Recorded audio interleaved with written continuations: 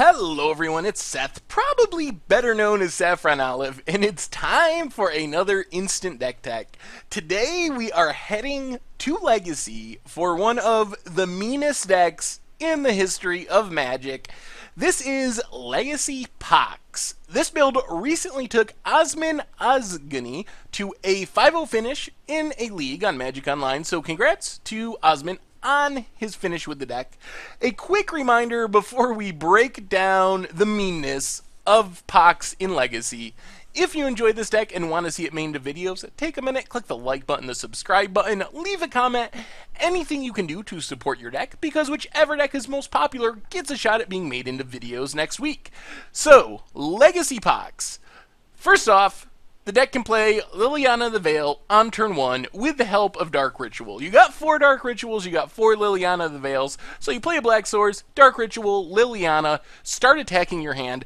This deck, its ultimate goal is to rip apart its opponent's hand with discard, rip apart its opponent's mana base with land destruction, get the game to a place where neither player has a whole lot going on.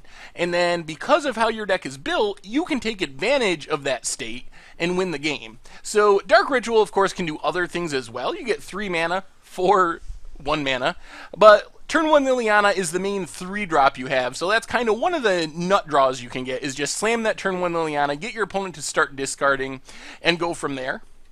The deck plays a ton of land destruction, but you wanted to start destroying lands on turn 2 with this deck. So you got Sinkhole, destroy a land, 2 mana. Smallpox basically destroys the land, also makes players discard, each player loses a life, sacks a creature for 2 mana, and then Wastelands to attack all the dual lands that are floating around in Legacy.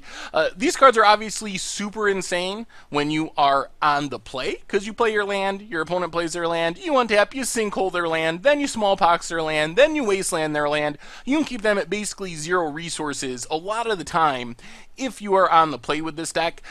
And then the deck has a whole bunch of discard. Hymn to Turok, one of the best discard spells ever printed, maybe the best discard spell ever printed.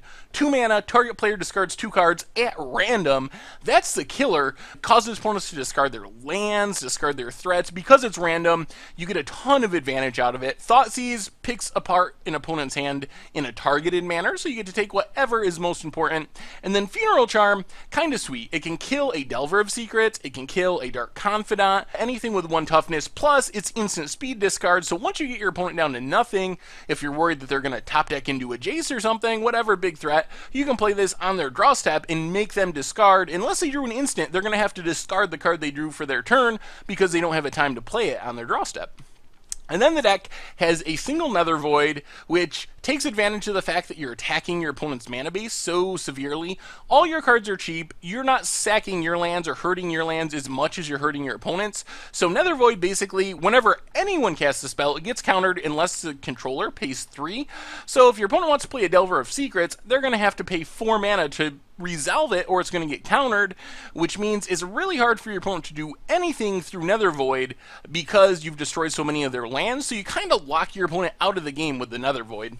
Then you have a bit of removal for creatures. Ratchet Bomb also hits non-creatures. Tabernacle makes an opponent pay 1 for each creature they have on their upkeep. Thing is, if you're destroying all their lands, how many creatures are they really going to be able to keep alive? They're not going to have the resources to, or if they are keeping their creatures alive, they're not going to have the resources to do anything else because you're sinkholing and smallpoxing away their lands.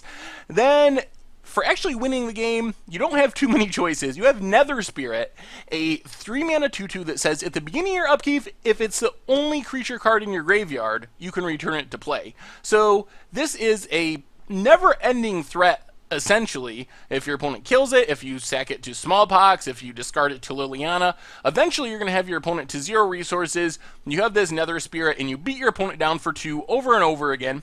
Curse Scroll is kind of the same thing on an artifact form. Once you get down to 1 card in hand, you eliminate the reveal a card at random part. So you get down to 1 card at hand, and it's just pay 3, tap it, 2 damage to a creature or player. So you get rid of your opponent's lands, take away their hand. Because you have Liliana and all these spells, you're likely low in cards in hand too, and then you Curse Scroll your opponent to death. And then a single Obnixilis, which can win the game with its ultimate. Also, as you know from Standard, can hit a creature, draws you some cards. A really interesting addition to this Legacy deck.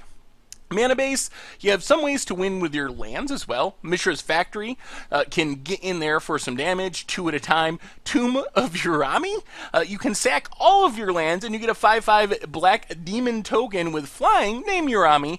So this one's kind of interesting because if you get your opponent down to absolutely nothing and you have them locked out of the game with a Nether Void, for example, you're pretty safe to sack all your lands and get a 5/5 and trust that you're going to be able to win before your opponent can deal with that.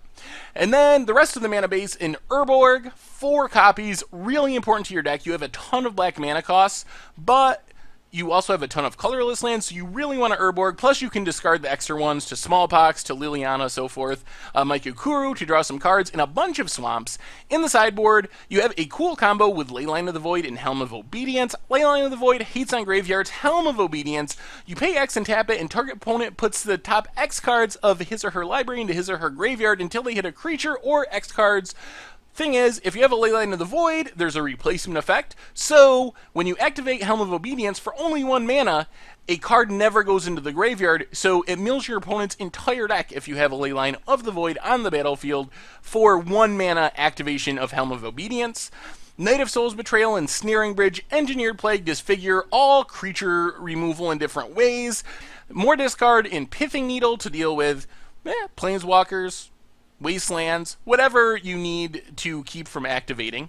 And that is Pox and Legacy. The deck is super dirty, super mean. You destroy everything, and then ping your opponent to death slowly, 2 damage at a time with Nether Spirit or Curse Scroll. Anyway, that's Legacy Pox. That's been our Instant Deck Tech for today. Thank you very much for watching. I hope you enjoyed the video, and I will talk to you soon.